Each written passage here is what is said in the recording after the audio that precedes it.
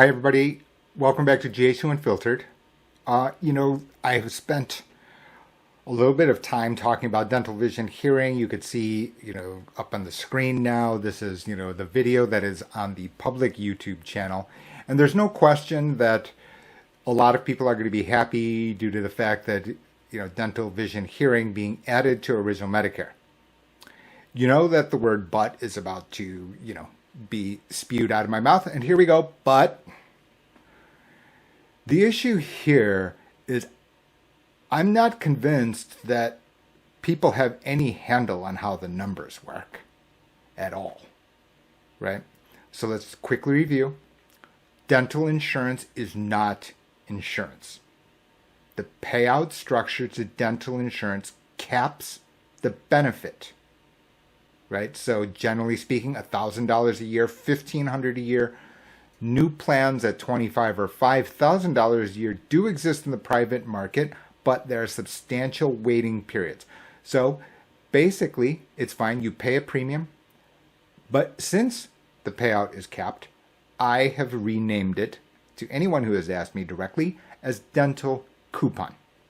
Coupon, right? You're getting X dollars off, which is maxed out at, because you have to pay the premium for certain. And only in uncertain terms, the maximum you can get is $1,500, $1,000, meaning you're capped. So your payout structure is not the same as health insurance under Medicare or Medigap, Medicare Advantage. Right there, if you have, let's just say you have $3 million of health insurance, health care services, you're responsible up to the out-of-pocket maximum if you have Medicare Advantage.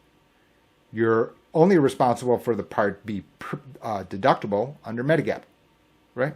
So in other words, from that point, your payout is unlimited. Now you can understand the thread to GH2 Unfiltered. Everything that I do, actually, right? I'm measuring what you get, what degree of payouts you get for the amount of money that you pay. The problem here is this depends on calculation, right, and statistics. And it's not clear to me who at Medicare has a handle of dental demand. Hearing demand, okay, that's going to be limited in number of size, even though I'm sure a number are affected. I'm sure, ENT specialists are ticked off at me because I've, just minimized it. But dental particularly, we know that people neglect dental, oral care, dental work. Well, now, let's just say Medicare, you're covered, but then you're responsible for 20%. Well, now you're under Medigap, you only pay the Part B deductible, and then after you meet it, then you don't pay anything. Now all of a sudden you've got unlimited dental benefits? Okay, that's not going to come at $0. There's my issue. Right, so either original Medicare premiums are going to have to take that into account, or Medigap carriers going to be responsible, or there's going to be a special clause inside of Medicare to cap off the benefits, much like existing dental insurance. And on that, the devil's going to be in the details here. You'll want to stay here on GH2 Unfiltered because I'm going to give you insight here that I'm just not going to be able to speak to in the general public. Takeaways for you today, then, are because of these three complications or possible paths, I don't think that you're going to just be able to flip this switch and be able to become in effect on January of 2022, right? It is the middle of August, basically. So we don't have an agreement. So you're going to come to an agreement at the end of August, September, and then be ready with all the infrastructure, calculus, and everything all set for January? Boy, I just doubt it. Instead, I think you're going to probably need a full year. So then now you're talking to January 2023.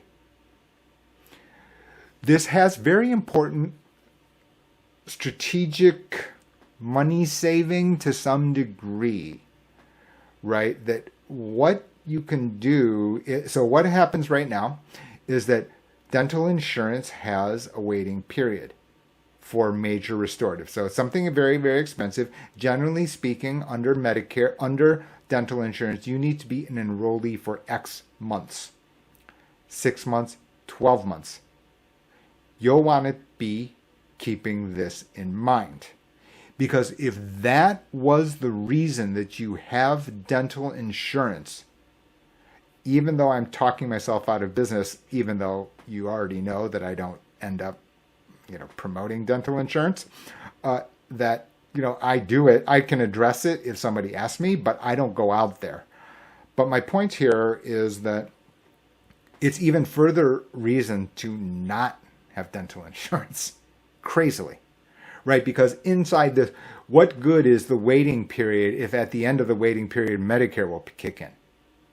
And even then, we don't know what the payout structure of what dental, vision, hearing would look like if embedded inside of Medicare. None of that is known. Okay. Maybe they have some idea. Maybe the CMS is working on it. I don't even think that the carriers, dental, Delta Dental, are out there with full information about what percentage of persons, how many people exist in Medicare that are Medicare eligible that have foregone dental, vision, hearing services when they require. Since we don't know what that math looks like, I can't report to you what the ripple effects look like. And I've not seen that anywhere. I'll keep you up to date here on GH2 Unfiltered. Thanks. I thought just to spend less than 3 minutes about financial markets. Here is a list of commodity prices over the past year. Now, I'm not going to review all of them here. Just corn up 72%. That should pretty much tell it to you right there. Right. So as a result, corn is an ingredient of gasoline due to ethanol, and the link goes on and on and on. Right? So this is the central conundrum of central banks and the Federal Reserve. They have claimed that this inflation is transitory. Now, when you go to the gas station, you know that, okay, that's fine, but I'm paying 50% more for gasoline now than a year ago. And you may ask yourself, okay, well, why are interest rates so stubbornly low? So let's go to this screen. This is Bloomberg.com. And you can see, crazily enough, the U.S. 10-year yield still just 1.3%. And this seems like, insane given the fact that, corn and all of these other inflation metrics are so much higher. Just want to point out the following here that people need to understand. Germany, minus 0.46%. Minus. Japan, 0. So just want to make sure that people understand, hey, interest rates should be a lot higher. I should be getting, better yield or better dividend yields from bonds and stuff like that. And, higher interest rates should be mean lower stock markets because people shift out of stocks into bonds when they are higher yielding if you're a central banker. All of those principles are true. All of them are true and unchanged. But there's a cap here. And there it is. And now, while I can understand that you may think that interest rates are definitely higher, that there's this big tug of war. Big. Much bigger than, my opinion or your observation from the gas tank. And as the United States, compared to the global GDP, is not as dominant, we're not sitting there running the show. The amounts of capital sitting in these other locations at, government pension funds, enormous, reallocating, putting it to demand into the U.S. government bond market, which pushes down the interest rate. So we don't know what the outcome is, but I just thought to give you this idea because this overhang is creating all of this disruption when you look at NASDAQ versus small cap versus S&P 500. It's simply not clear. Billy's right. The world's a little blurry.